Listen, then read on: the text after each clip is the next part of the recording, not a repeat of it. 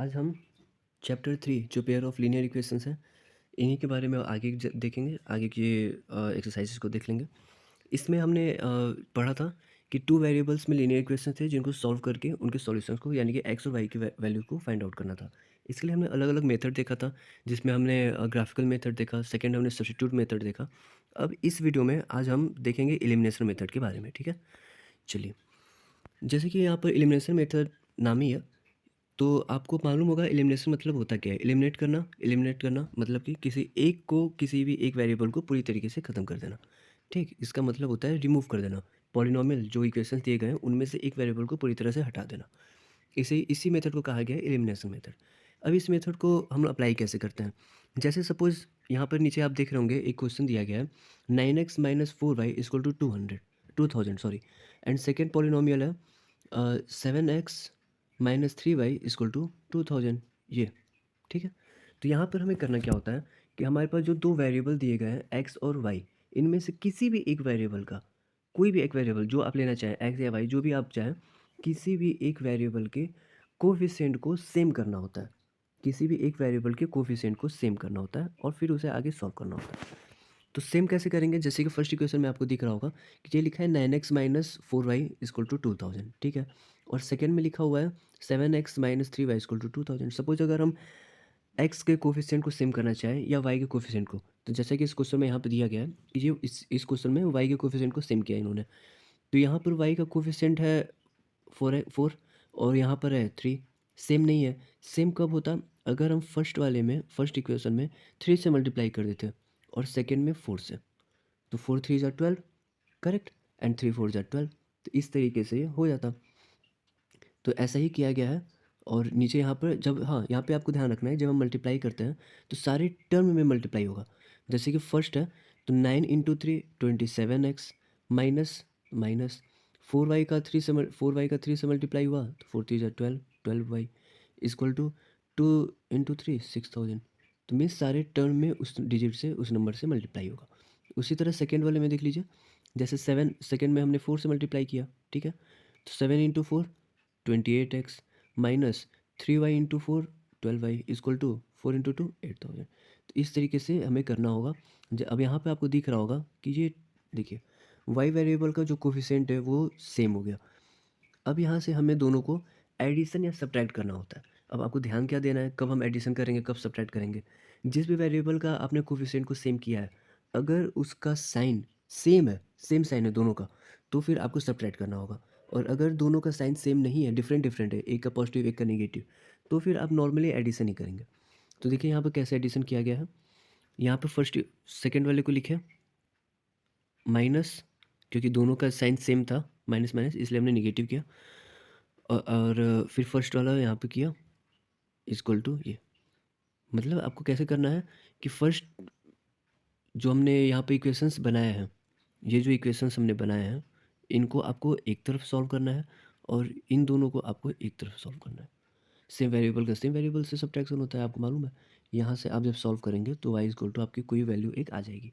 उसी वैल्यू को, जो आपकी वैल्यू आई होगी y, उसको आप किसी भी इक्वेशन में, यहाँ पे आपको 4 इक्वेशन दिख रहा है, इक्वेशन 1 2 3 4, करेक्ट, 1 2 3 4, किसी भी इक्वेशंस में आप पुट कर दीजिए, आपको x की वैल्यू मिल जाएगी।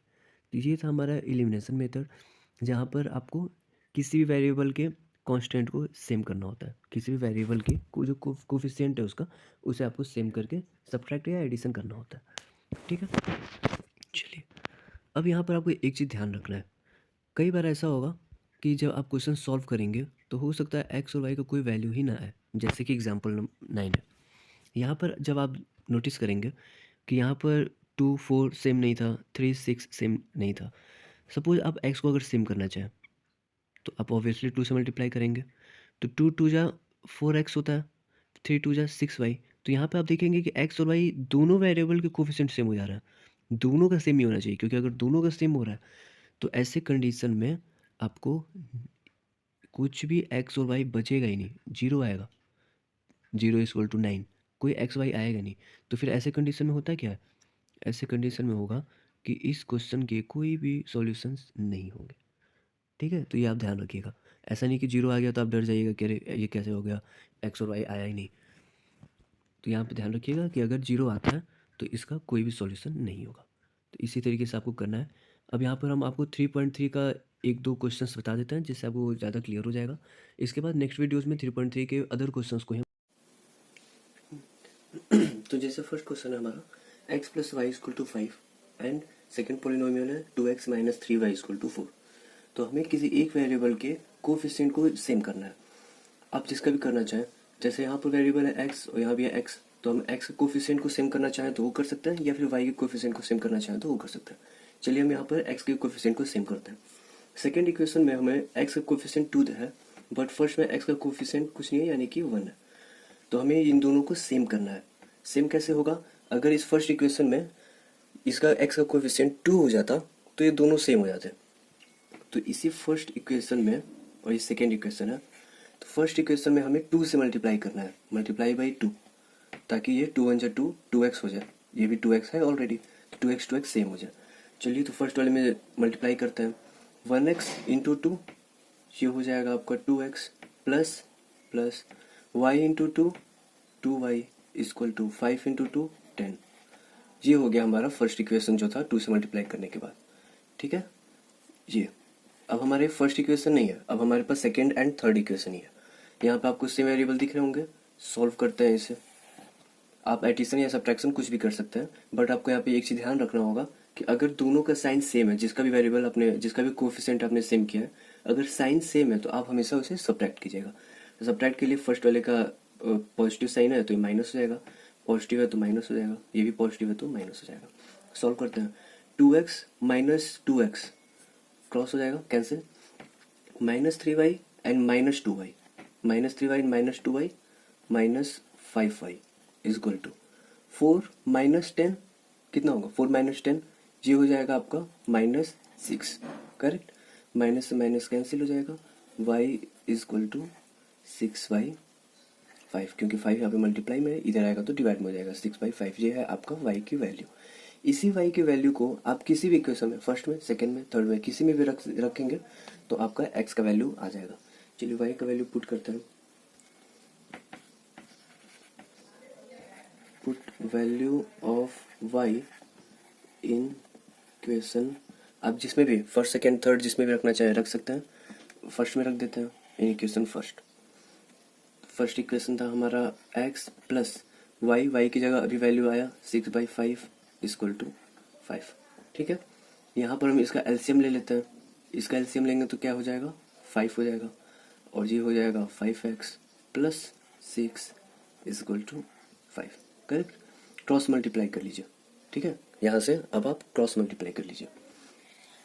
चलिए 5 इक्वल किधर आएगा तो मल्टीप्लाई हो जाएगा। 5x प्लस 6 = 5 × 5, 5 5 जा 25, ये हो जाएगा आपका 25। अब आगे 5x = यहाँ पर आपका 25 एंड प्लस 6 है, इधर आएगा तो -6, करेक्ट। इतना ही होगा ना। अब 25 - 6 कितना होता है? 25 - 6 हो जाएगा 19, और लेफ्ट साइड है हमारा 5x। x = 5 मल्टीप्लाई में है, तो ये इज इक्वल टू किससे उस तरफ जाएगा तो डिवाइड में हो जाएगा। साइन चेंज हो जाता है, मल्टीप्लाई से इधर आया तो डिवाइड हो गया। तो ये हो गया हमारा x की वैल्यू, और ये हो गई हमारी y की वैल्यू। y = 6/5 and x = 19/5। यही है हमारा आंसर। ये x की वैल्यू एंड ये y की वैल्यू, यही है आपका सॉल्यूशन ऑफ दिस 2 पॉलिनोमियल्स। तो इस तरीके से आपको क्वेश्चन सॉल्व करने होंगे।